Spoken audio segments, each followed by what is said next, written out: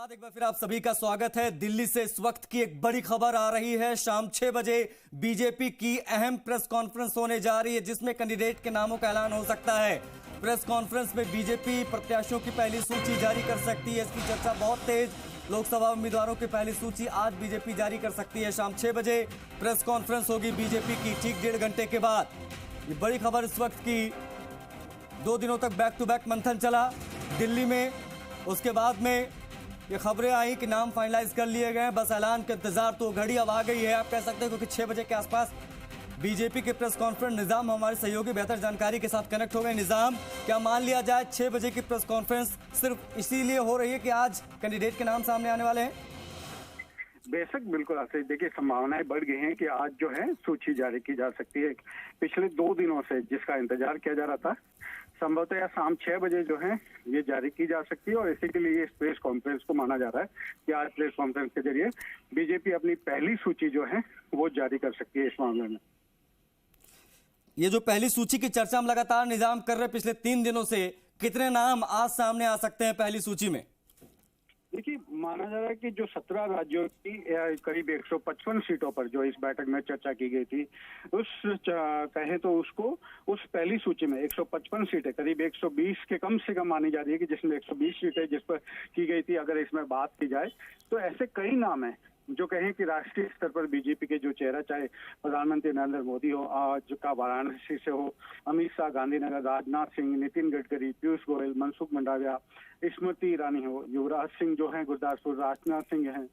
और इसके साथ ही अगर कहें कि जयशंकर जो हैं, उनको वडोदरा सीट से जो इस बार चुनाव में उतारा जा सकता है। इसके अगर मध्य प्रदेश की बात करें, ज्योतिरादित्य सिंधिया हैं, गणेश सिंह है, फग्गन सिंह है, शिवराज सिंह चौहान को अब जो है लोकसभा चुनाव लड़ाया जा सकता है भोपाल से। इसके साथ ही पवन सिंह है, हर्षवर्धन है, कंगना रनौत को जो है एक सामने आ रहा है कि उनको मंडी से चुनाव, हिमाचल से मंडी से चुनाव लड़ाया जा सकता है। रविंद्र रैना है, उन्हें अनंतनाग से चुनाव लड़ाया जा सकता है। दक्षिण दिल्ली में रमेश बिदूड़ी है, पश्चिम दिल्ली में प्रदेश वर्मा है। इसी तरीके से अगर बात करें राजस्थान की तो अर्जुराम मेघवाल बीकानेर से, सीपी जोशी को चित्तौड़गढ़ से, कैलाश चौधरी को बाड़मेर से, रामचंद्र बोहरा को जयपुर शहर से, झालावाड़ बारा से दुष्यंत सिंह को, गजेंद्र सिंह शेखावत जी को जोधपुर से, तो कोटा बूंदी ओम बिरला, इसके साथ ही पाली में पीपी चौधरी है, सीकर में सुमेधानंद सरस्वती है।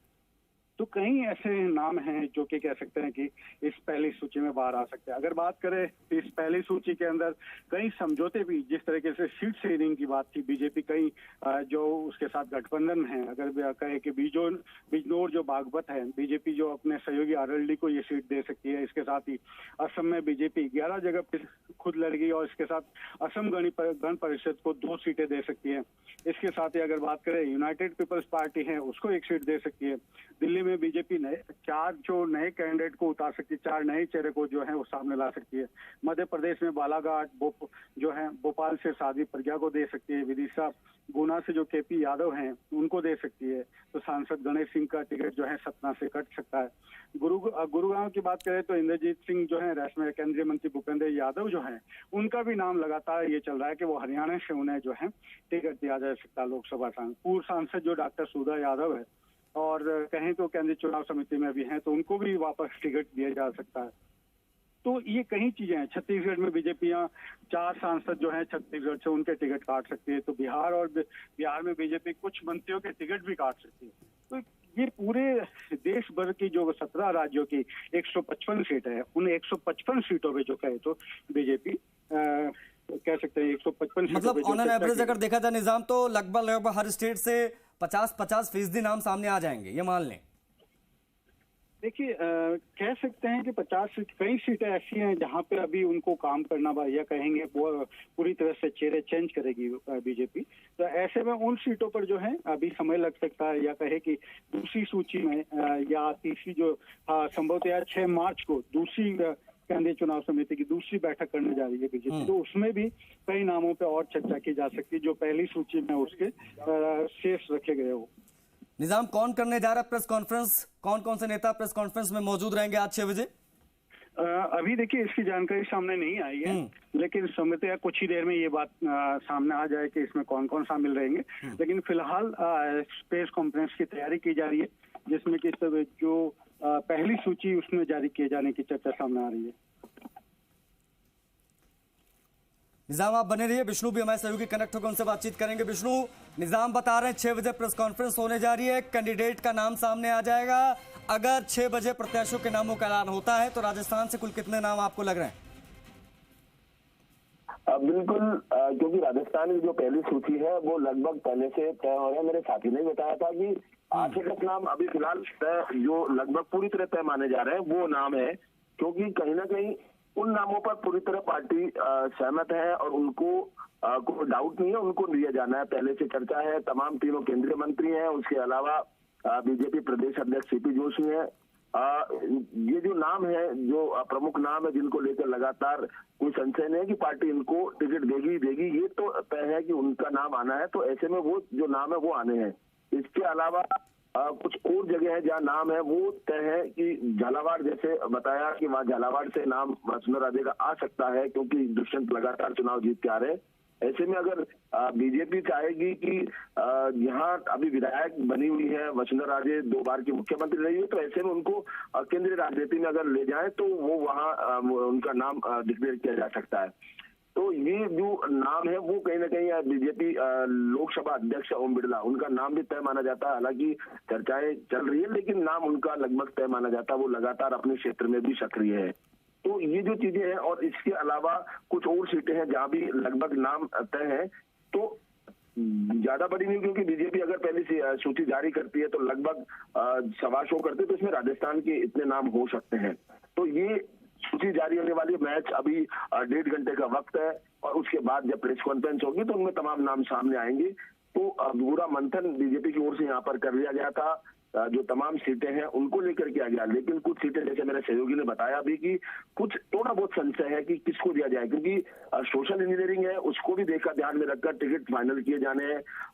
कहाँ से किस जो बिरादरी के व्यक्ति को टिकट दिया तो उस दूसरी जगह उस सीट का क्या प्रभाव होगा। तो इन तमाम बातों को लेकर यहाँ पर मंथन किया गया था। और अब उस मंथन के बाद कुछ जगह अगर संशय बचता तो उसके बाद में जो दूसरी सूची आने वाली है उन सूचियों में वो नाम आ जाएंगे।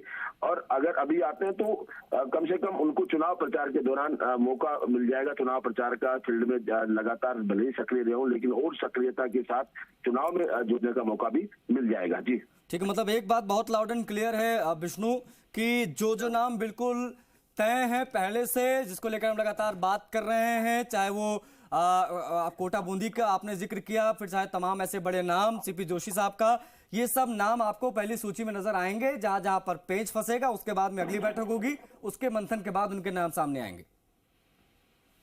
बिल्कुल, ये तय है कि जो नाम है वो लगभग पार्टी की ओर से फाइनल कर लिए गए। महिलाओं के नाम भी हैं जो इस सूची में देखने को मिल सकते हैं, क्योंकि बीजेपी ने जोर शोर से ये नारी शक्ति वंदन जो बिल है उसको लेकर अभी अभियान चलाया हुआ है पूरे प्रदेश भर में। महिला स्वयं सहायता समूहों को या बीजेपी महिलाओं को एक टारगेटेड, क्योंकि प्रधानमंत्री नरेंद्र मोदी ने कहा कि 4 ही जातियां हैं। उन्होंने किसान, युवा, महिला और गरीब आर्थिक रूप से पिछड़े हुए, उनको 4 जातियों को माना। उसी आधार पर टिकटों का जो बंटवारा वो भी यहाँ देखने को मिलेगा। और यही कारण है कि लगातार बीजेपी अभियान चलाए हुए, तो ऐसे में महिलाओं को टिकट भी यहाँ पर दिया जाएगा। दौसा में संभवतः जो बात की जा रही है, जो वर्तमान सांसद है उनकी बेटी है, उनको टिकट दिया जा सकता है। अर्चना मीणा है, सोशल जुड़ी हुई है कार्यों से। इसके अलावा स्वदेशी जागरण मंच की राष्ट्रीय जो महिला इकाई है उसकी अध्यक्ष है। तो ऐसे में कहीं ना कहीं उनको टिकट मिल सकता है। झुंझुनू से हर्षिनी कुलेरी का नाम आगे चल रहा है। तो कहीं ना कहीं महिलाओं की भागीदारी भी यहाँ पर दिखाई देगी टिकटों में। जी शुक्रिया आपका विष्णु, तमाम जानकारियों को साझा करने के लिए। निजाम आपका भी बहुत शुक्रिया। तो 6 बजे होगी प्रेस कॉन्फ्रेंस, ठीक 1.5 घंटे के बाद में, उसके बाद में पहली सूची सामने आ जाएगी, इसकी चर्चा जोरों पर।